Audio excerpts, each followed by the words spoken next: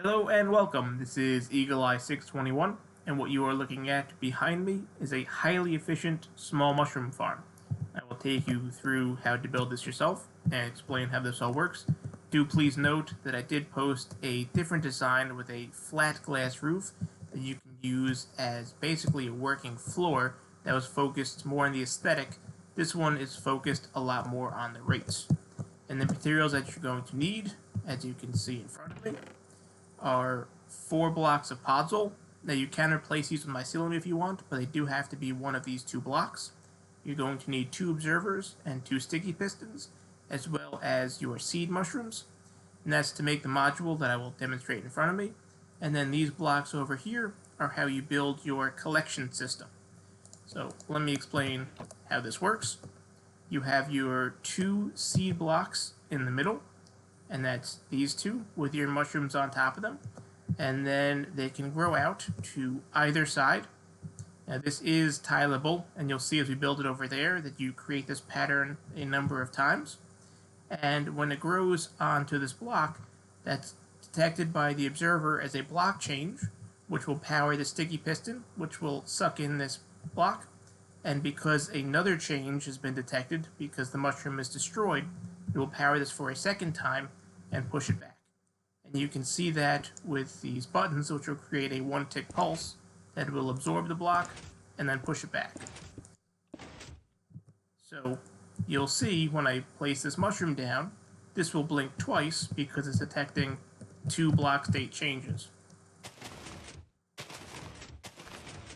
And the same is true on the other side.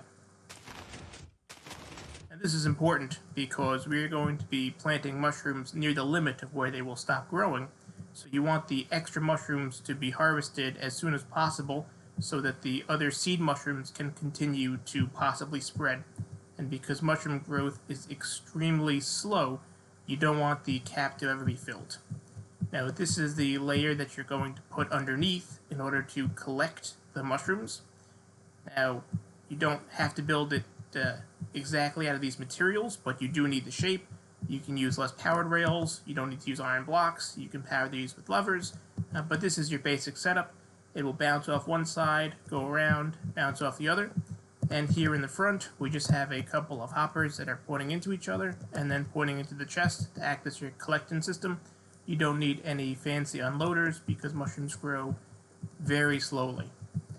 Now your next layer up, which is technically on the same level as the rail, is going to be your first row of your seed plants, and you can see there's nothing underneath there, not yet. That's when we stack them, you'll see that'll come into play. And this pattern is very important. You do need to alternate 4 of one color and then 4 of the other, and that's because of how mushrooms detect whether or not they can grow. And they look 9 by 9 by 3 to see if there are 5 of the same color mushrooms. So it'll look out 4 blocks in this direction, 4 blocks in this direction, and of course in these other directions as well. And then it'll check its block down 1 and up 1. And you'll see that when you plant this pattern of 4 by 4, none of these plants can detect 5 of the same color in that area. So on to our next step. You put another row of your podzol or mycelium on either side, and this is where your mushrooms are going to grow that you're going to harvest. That's above the rails. And then you put a layer of sticky pistons pointing into this block with an air gap, and you do that on both sides. And then once you've done that, you put your observers facing in to this block, and again you do that on both sides, and you plant another row of your mycelium or podzol, and this will be another seed row, as with this underneath. You then plant those seeds. You don't have to alternate from top to the bottom of red to brown. I just wanted to do that.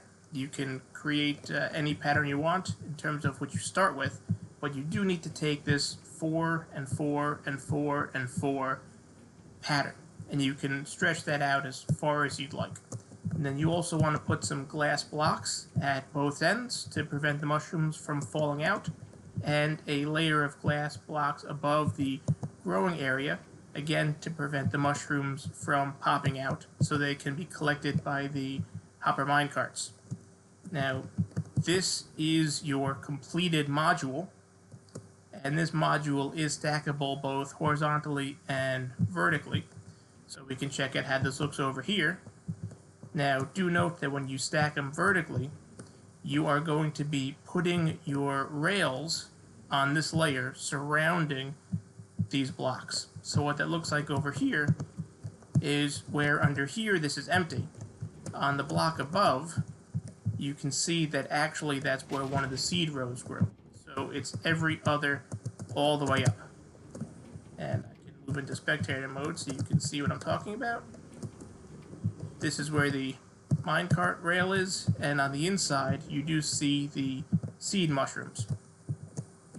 And you can connect these with a simple hopper line here, or if you want you can come in the back and you can punch out one of these blocks on each level and connect them so you only have one hopper minecart.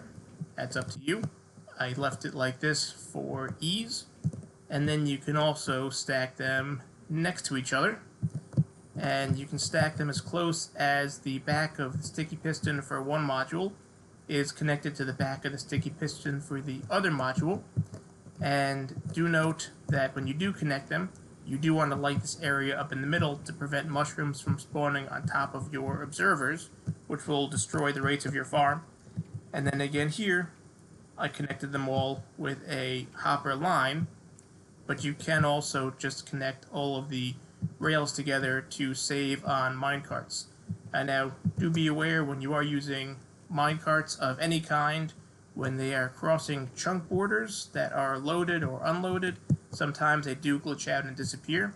So if you're going to be leaving the area, you may want to put a simple on-off switch on the rails in order to stop them so that they don't glitch out when you're leaving the area.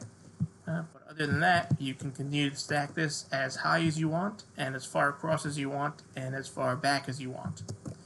If you've found this video helpful, I would appreciate a like, and for more videos like this, be sure to subscribe.